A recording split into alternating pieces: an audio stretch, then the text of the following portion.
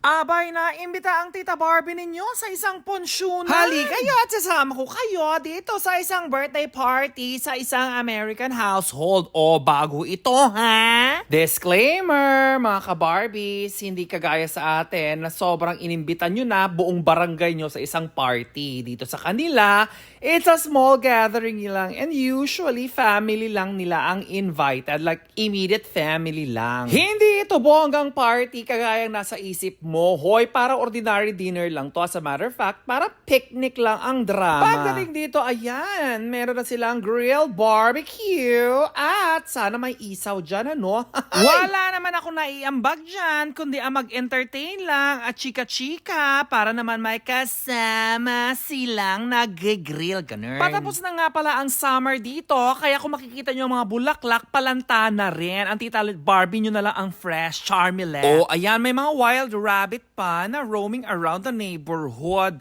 O, hindi kagaya sa Pilipinas, natagal na nating na-lechon yan, Charmilette lang. O, ito nga pala mga kinain namin dati. Simple lang talaga mga kabarbs. Grilled chicken, potatoes, coleslaw, bread, beans, ganun. Sa tingin niya ba nabusog ako dyan mga kabarbis kaya humanda ang bahaw mamaya pag uwi ko ng bahay, Char? Simple lang talaga ang mga birthday party nila mga kabarbis. Pero ito bongga, marami sila mga pangregalo ha. Ano kaya mga laman yan? Pero ito talaga, ang pinaka-enjoy ako sa lahat mga kabarbis dahil napaka-generous talaga nila magbigay ng mga regalo sa birthday, Christmas, at any events. Basta may sineselebrate. O wag ka, hindi rin mawawala ang pag-games dito mga kabarbis. Kaya kailangan maging competitive ng Tita Barbie dolls ninyo dahil ang mga premiuhan dito, mga gift cards din.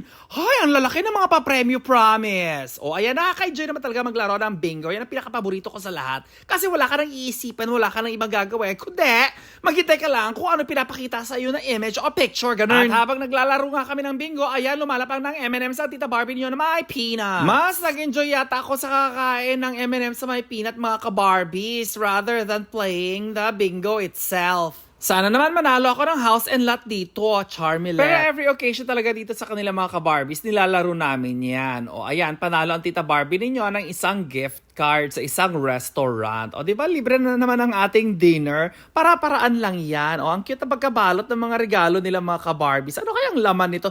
Charan! Ayan, may perang laman! Ang saya talaga basta may perang involved. Alam nyo na, mukhang pera ang Tita Barbie dolls ninyo. Eto nga, dessert time na. Cake and ice cream na homemade yan mga ka-Barbie dolls. Pagkagising ko nga the following day, eto na, bubuksan na natin ng mga panang regalo nila sa atin mga ka-Barbies. Ay, yung mga napanalunan pala natin mga gift cards. So ayan, restaurant gift cards, my cash, at kung ano-ano pa. Kaya happy na rin mga ka-Barbie dolls kidangs. O ayan, hanggang dyan lang mga ka-Barbie dolls. Salamat for watching. Until next time, okay, Charmilette!